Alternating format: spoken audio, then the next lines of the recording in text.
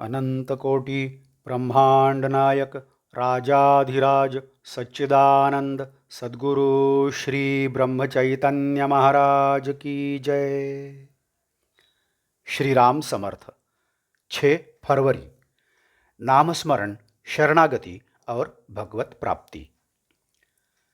भगवत प्राप्ति के लिए शरणागति के सिवाय और कोई मार्ग नहीं है और शरणागति के लिए नाम स्मरण जैसा उत्तम उपाय नहीं है। शरणागति का मतलब है मैं करता हूँ भावना का अभिमान नष्ट हो जाना और सारी बातों का कर्ता धर्ता परमेश्वर है, यह भावना दृढ़ होना। नामस्मरण के सिवाय अन्य साधनों में कोई कृति करनी पड़ती है, अर्थात मैं करता हूँ भावना का अहंकार होना संभव है, किंतु स्मरण मन का धर्म है, उसमें कृति का प्रश्न पैदा ही नहीं होता, अतः अहंकार के लिए कोई गुंजाइश ही नहीं होती।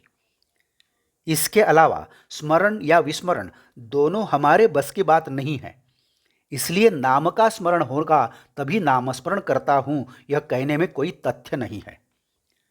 अतः मैं नामस्मरण का करता हूँ यह बात ठीक नहीं सकती। वैसे तो मैं नामस्मरण करता हूँ यह शब्द प्रयोग भी ठीक नहीं है, क्योंकि नामस्मरण तो अपने आप या अनायास होते रहता है। उसके बारे में मैं वह करता हूँ कहना भी सही नहीं लगता। अतः शरणागति के लिए नामस्मरण जैसा दूसरा साधन नहीं है। शरणागति का दूसरा अर्थ है कायिक, वाचिक और मानसिक क्रियाएं बंद कर देना। क्रिया न करना क्रिया करने की अपेक्षा हमेशा अधिक सरल होता है, अतः शरणागति सहज साध्य लगनी चाहिए। लेकिन अनुभव ऐसा नहीं है। अनुभव तो यह है कि जो बात अत्यंत सरल लगती है वही प्रायः करने में कठिन होती है।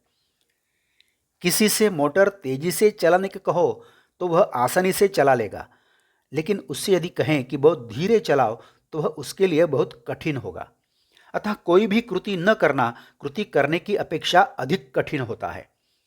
गीता में भगवान ने अर्जुन से कहा है, तू केवल मेरी शरण में आ, देह बुद्धि वासना अहंकार ये सब एक ही है। संसार के वैभव के प्रति आसक्ति और परमात्मा की प्राप्ति ये दोनों बातें साथ साथ हो ही नहीं सकती। इसीलिए भगवान ने उद्धव से एकांत में जाकर हरि चिंतन करने के लिए कहा और ऐसा समझाया कि ऐसा करने से ही मेरी सच्ची प्राप्ति होगी। इसका यह स्पष्ट अर्थ है कि संसार का त्याग किए बिना भगवत प्राप्ति संभव नहीं। भगवान की प्राप्ति के नियमों और व्यवहार में एवं आवश्यक वस्तुओं की प्राप्ति के नियमों में बहुत अंतर है। मन में वासना निर्माण होते ही उसका समाधान करा लेने के लिए देह और वस्तुओं की हलचल करना व्यवहार है।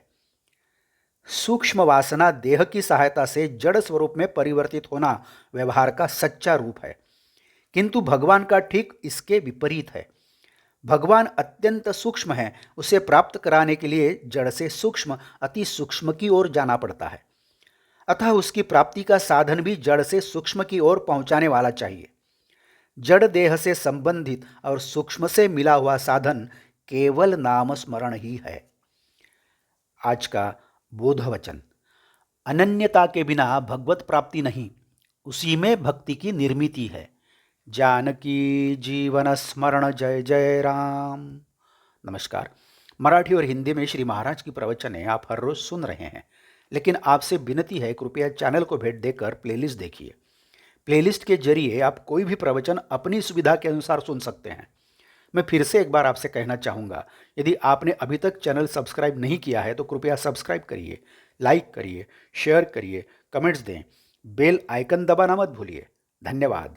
जय जय श्री राम।